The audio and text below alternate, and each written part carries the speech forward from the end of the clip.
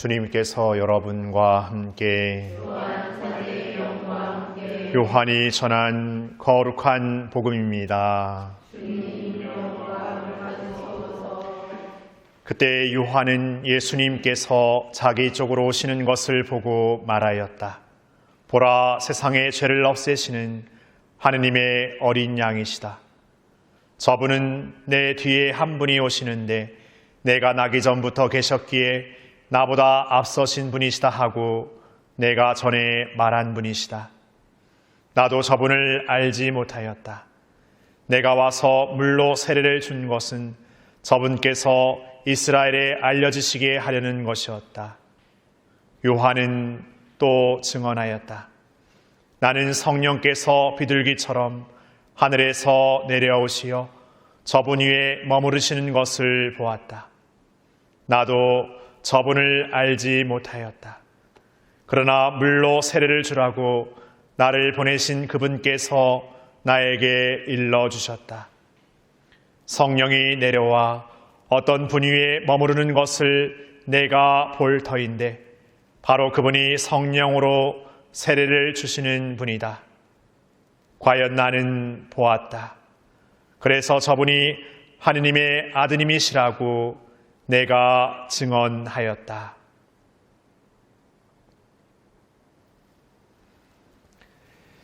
주님의 말씀입니다.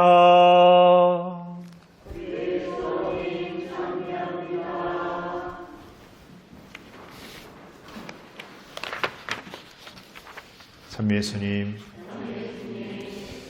새해가 밝으면 이렇게 많은 분들이 이렇게 꼭 해보려고 하는 게 있습니다.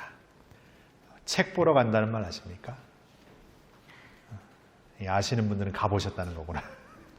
점 보러 가는 거, 책 보러 간다고도 하더라고요. 그래서 뭐 점 보러 여러 가지 이유로 가실 수 있지만, 뭐 보편적인 이유로 하면은 올해 운세가 어떨까, 올해 내 사업이, 내 일이 어쩔까, 이런 것들 수도 있고, 요즘에 도통 되는 일이 하나도 없고 굳은 일만 막 생기니까 요즘에 왜 이런지, 뭐가 꼈나, 이렇게 하면서 이제 그 이유를 알고 싶어 이렇게 가시는 경우도 뭐 여러 가지가 있어서, 뭐 저는 한 번도 안 가봐가지고 그 이유를 찾기가 조금 어렵지만, 이렇게 보편적인 이유를 생각했을 때 어찌됐든 이렇게 내가 알 수 없는 것을 알고자 이렇게 갑니다.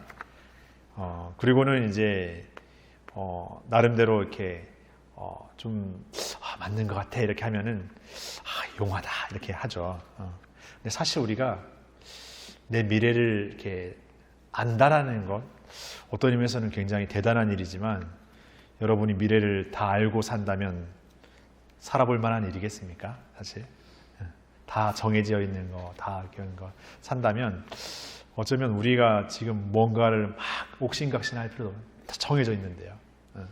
어쩌면은 지금 뭔가를 이렇게 한다는 것 자체의 의미도 찾을 수 없고, 어쩌면 우리가 알 수 없는 미래를 살고 있기 때문에 현재라는 삶을 더 어떻게 보면 돌아보게 되는 것 같아요.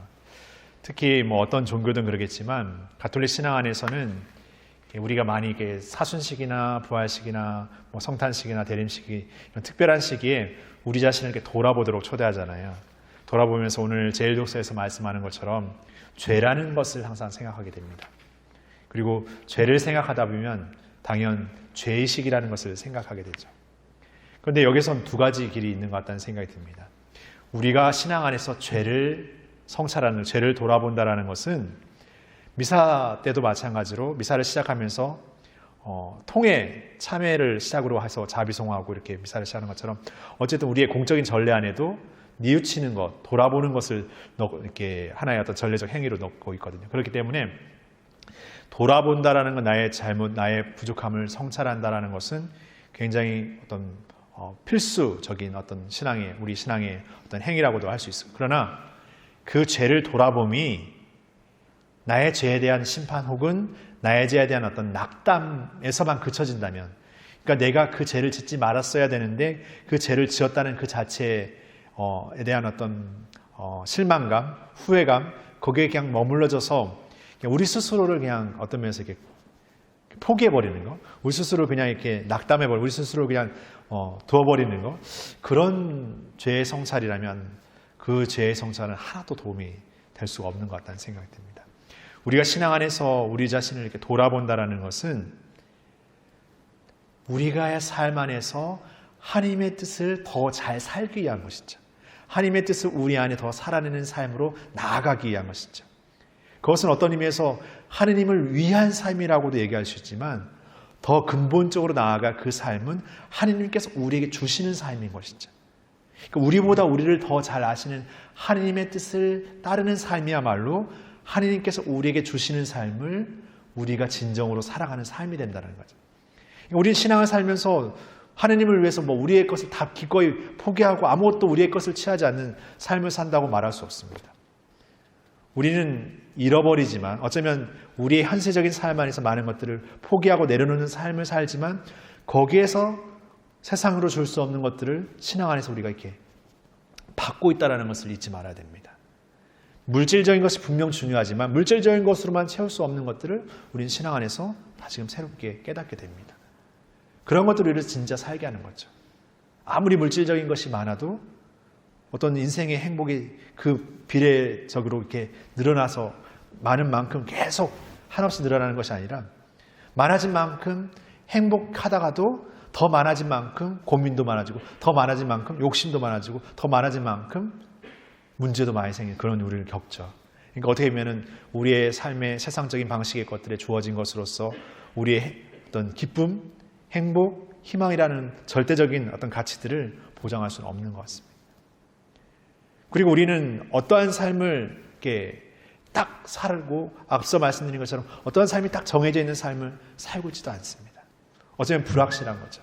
그러나 불확실하지만 우리의 믿음 안에서 우리보다 우리를 잘 아시는 하나님께서는 우리라는 삶 안에서 우리가 어떠한 삶을 살 때 비로소 이루어지는 그 기쁨을 끊임없이 주시고자 한다는 거죠. 그것을 늘 끊임없이 우리 안에 초대하고 계신다는 거죠. 우리가 이 성탄의 기쁨을 산다는 것은 바로 예수님께서 우리에게 나시고 우리와 같은 삶을 사셨고 우리 가운데 살아가시는 삶을 통해서 우리와 함께하는 삶을 통해서 주시는 크나큰 기쁨을 바로 우리 모두의 기쁨으로 주시고자 하는 거죠. 오늘 세례자 요한이 어제도 그렇고 요즘 세례자 요한의 증언, 세례자 요한의 어떤 이야기를 듣게 되는 세례자 요한은 예수님의 앞선 예언자이면서 예수님을 앞서서 사람들에게 물로 세례를 베풀면서 이제 때가 가까이 왔다고 회개하고 복음을 믿으라는 어떤 그런 복음의 외침을 외쳤던 그런 세례자 요한의 오늘 또 증언의 이야기. 나는 그분에 비하면 아무것도 아닌 그런 존재지만 그분에 앞서 자신의 존재를 기꺼이 내어놓는 삶 가운데에서 자신을 통해서 나는 비로소 예수님, 나에게 오시는 그 예수님을 만나게 됐고 그분을 확증하여 이렇게 전한다라고 말하고 있죠.